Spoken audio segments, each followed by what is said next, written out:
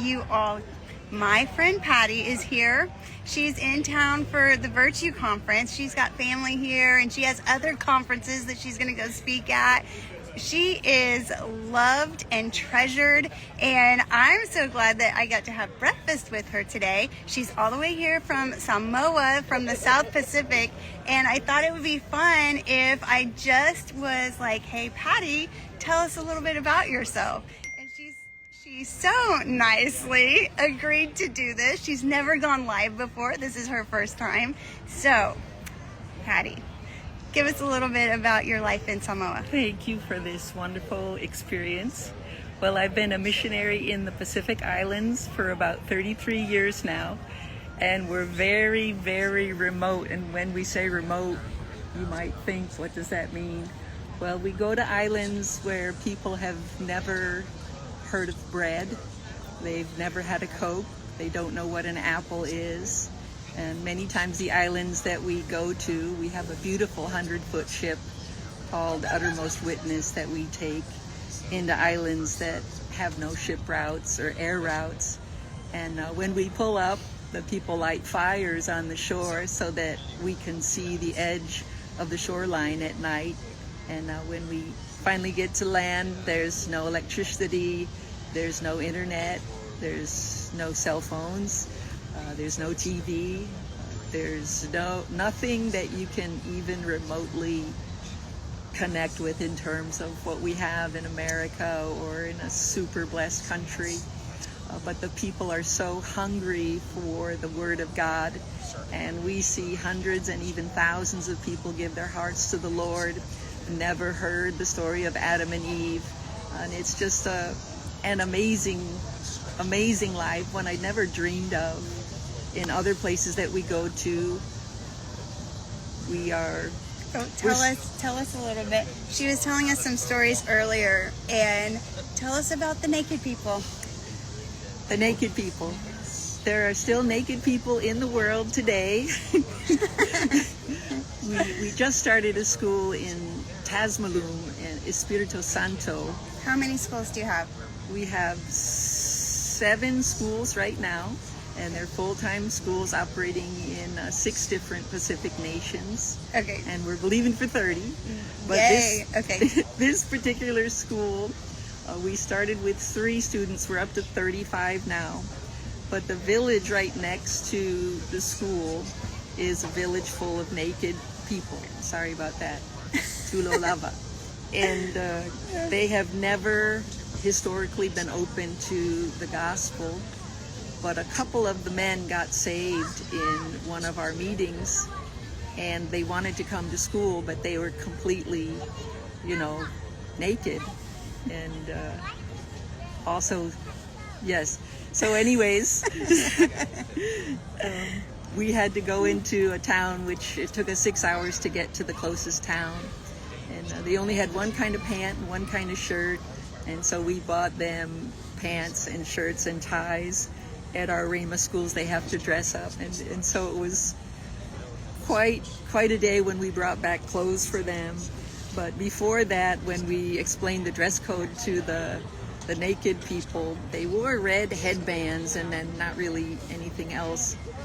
And we told them they had to wear a tie, so they took the headband off and they put it around their neck as a tie. It's just, you never hear stuff like this. No. But God is moving in the Pacific, and we're so excited to be in these remote places. Tell us about all the salvations this Easter. On this same island, I believe we had about 200 people give their hearts to the Lord. 2 different services by our missionaries there. They had about that many people come to the Lord. And then also in Fiji, I believe we had 40 to 50 more people give their hearts to the Lord in that nation through our missionaries and our evangelists there. So God is really moving. If you're thinking today nothing's really happening, God is happening, and He's moving, and He's powerful, and He answers prayer, and He's always there for you. And what about tell us about the islands where they still eat people? again, very interesting stories for someone that's never even really heard that this still exists. But yes, we do go into villages, and especially in the nation of Vanuatu, much of that nation is completely controlled by witchcraft and witch doctors. And there are even villages that the Christian guides that we have will say, no, we're not going to take you to those people. We're not going to go in there. They're evil. It's a horrible, evil, demonic place, if you will. But we say we've got to go. They're the ones that we're sent for. And so we do go to villages where they still practice cannibalism. They practice, traditions that are long, but if the husband dies, the wife is also killed and then buried with the husband. A lot of darkness, but the light is shining. The light is shining. I know these are maybe different stories for you. Even when we preach the Bible, we say things like Jesus is the bread of life that came down. And everybody kind of looks when they have the big eyes and they say, what's bread? And because they have no idea, never had bread. There's no electric ovens, there's no toasters.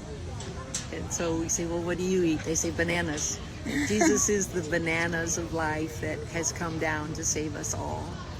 So that's our wonderful life. We're in Samoa, we're in Fiji, we're in Vanuatu, we're in Pango, we're in the Cooks, we're in Tahiti. We have prison system schools going, and it's just been an honor to lay my life down and do something for the Lord. What's a typical day look like for you? Typical day, wake up at 4:30 to 5. I'm still sleeping. Yeah, go wake ahead. up at 4:30 to 5 a.m. and spend a couple hours with the Lord. I tithe the first part of my day to Him, and then get dressed, get ready, have a staff meeting and staff prayer every morning, and then usually teach 3 hours. And then in the afternoons, switch over from our dress uniform into our work clothes, go work on the ship, go work at the schools, direct the other schools in different nations. All the other schools are financed and directed from Samoa through my office, so that keeps me busy as well. And then we usually eat some nice food around 8 o'clock, go to sleep around 10:30, just keep doing it again and again. Do you love it? I do.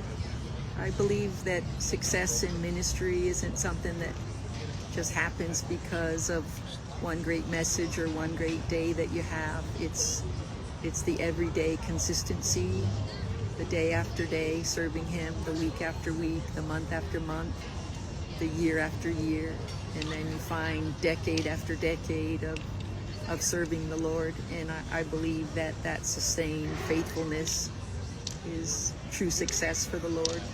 When He looks down at us and says, they're still going, they're still going, they're still getting up, and they're still going. Yeah. What an honor to serve Him. It's the best job in the world. So people that are like, I'm so busy, or that's too hard, or that's too much. What are your thoughts when that happens? Well, I'm a pretty straight shooter, Pastor. I really believe this. If you want something bad enough, you'll figure out a way to get it or to make it happen. And when the Lord said to David, seek thou my face, David said, your face, O Lord, I will seek. And for me, the greatest thing that I've ever done is get to the place where my relationship with the Lord is really personal. It's been the key to every victory. It's been the key to answered prayer. It's been the keys to not falling apart. It's been the key to everything in my life. And my hope is for everyone to come to that level where the Lord is so real that He actually is manifesting in their lives. He is a wonderful counselor. He is a mighty God to me. He is an everlasting Father. He is the Prince of Peace, not just in title, but that's my experience. Yeah. And I would attribute just getting up and spending time with Him as the key to that. Yeah, you don't want to miss out on knowing him down here. No. I'm lost in all the things you're saying, so I'm losing my questions. He's so good. He's so good. I don't know how people live without him. With Jesus. How do you go through things without Jesus? How do you even celebrate things without Jesus? He's in all of the good things, and when you go through hard things, he's there and he gets you. It's not even that he just gets you through. He makes the way. He fills you with peace in the midst of it. He makes you stronger. You make it through victoriously and victoriously through. Does that make sense? Absolutely. Yeah. He has been everything. My life has not been an easy one. I suffered the loss of my first husband about 17 years ago, and I remember laying on the floor of my bedroom too tired to cry. And this is where the knowing him kicked in. I literally heard the Lord speak to me on the inside a couple hours after he had passed, and the Lord said, "You're winning, Patty, get up." And faith came to get up after hearing him tell me that I was winning. Didn't look like I was winning, didn't feel like I had won. It actually felt like I had lost everything. But if the Lord said it, I believed it. And I turned my face and I said, "I'm winning," and I got up. And I've decided in my life to never go back down again, and to help people that might be down today to know that they're winning, and for them to get up as well.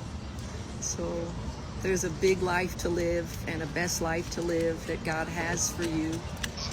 And I think part of our purpose on earth is to keep people connected to the source of the best life possible.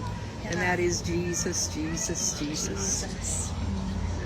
Well, on that note, you guys, Patty will be at Virtue Conference. If you haven't registered, register. You don't want to miss that. The Lord has something for you, I believe with all of my heart, from the Lord through Patty for you. Register. And if you are registered, just get ready. Be ready. Come expecting. Jesus has something for you. And anyway, I'm just so glad that she's here. Her husband James and Pastor Darian are just right behind us over here. I would show you, but then I don't know if I would mess it up. So, but we love you guys. Yes, we do. And we'll see you all in, I think it's 11 days. 11 days. 11 days. See you at Virtue. See you there. Love you guys. Bye-bye. Bye.